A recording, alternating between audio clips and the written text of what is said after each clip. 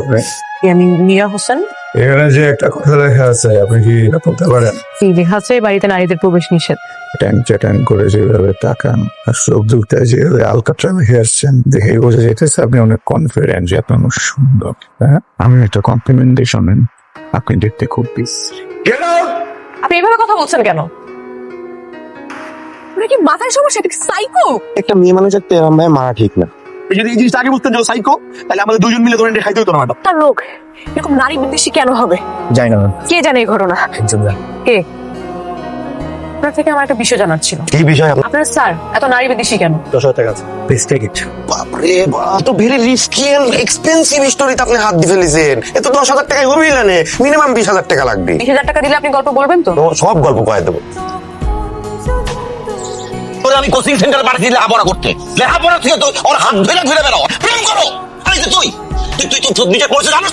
তোর দাদা ছিল আমার বাপের আরদের কর্মচারী, মানে কান্নার নাতি হয়ে তুই আমার মাইয়ের দিকে নজর দিচ্ছিস।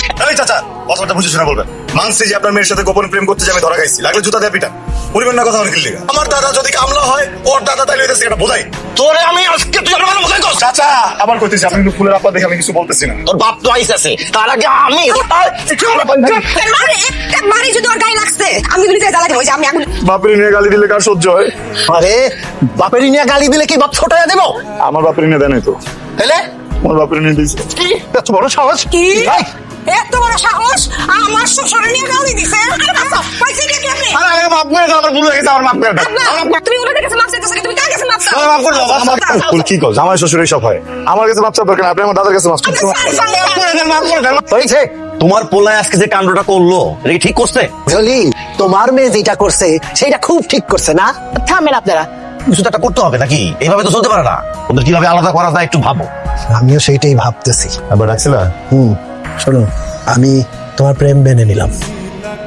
আমার একটা কথা তোমাকে শুনতে, এইচএসসি পরীক্ষার রেজাল্ট দিবে আর 1 সপ্তাহের মধ্যে।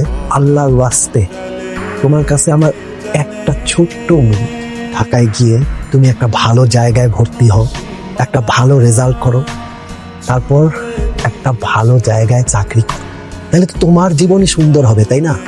আমি মামার বাসায় যাব না। মাবে তোকে ভালোবাসায় মাইনা নিস। তুই এইচএসসি তে কত ভালো রেজাল্ট করছিস না? এখন এই প্রেমের জন্য যদি তুই এইচএসসি তে খারাপ রেজাল্ট করস, এটাকে মাইনা নেওয়া যায়? কম প্রেমের কারণে রেজাল্ট খারাপ হবে না আমার। আরে খারাপ রেজাল্ট হবে না কইলি হইতো। ওই পোলা যখন তোর সামনে দিয়ে হাইটে যাইবো, তুই কথা না বইলা পারবি, না দিতে পারবি? আমি ক্লাস 9 থেকে নিয়মিত ক্লাস ফাঁকি দিই। কই তার জন্য তো আমার রেজাল্ট খারাপ হয় নাই, আমি তো ভালো রেজাল্ট করছি। এইটাই সমস্যা। তোমার তো পরীক্ষা শেষ, রেজাল্ট দিবে আর কয়দিন পরে, আর সামনে ওর পরীক্ষা। এরকম প্রেম রিলেশনের মধ্যে থাকলে পরীক্ষা ভালো হবে? সেই দায়ভার কে নিবে? তুমি নিবা? সম্ভবই না। অ্যাজ আ হাজবেন্ড আমি ওকে এই অনুমতি দেবো না যাওয়ার। না, যাইতেই পারবে না। আমি ওর হবু জামাই, আমি যাইতে দেবো না। আচ্ছা যাই হোক, আমি কিন্তু মামার যাইতেছি না, বিশেষ কইলি আমি যাইছি না। আব্বা আমার রেজাল্ট খারাপ হবে না, বিশ্বাস করো। আর ওর সাথে থাকলে আমি ভালো রেজাল্ট করবো। রেজাল্ট যদি খারাপ হয় আমি কিন্তু খাইতে পাঠাবো বলে দিলাম। এক কাজ করি রাশেদ ভাই, 10,000 টাকা রাখেন আর 10,000 টাকার গল্প শোনার রাখবেন। একটা গল্প বলতেছেন না, অর্ধেক বলে অর্ধেক টাকা ফেরত দিতেছেন। এই আপনি কি বাটপার? রাশিদ সাহেব আপনি থামেন।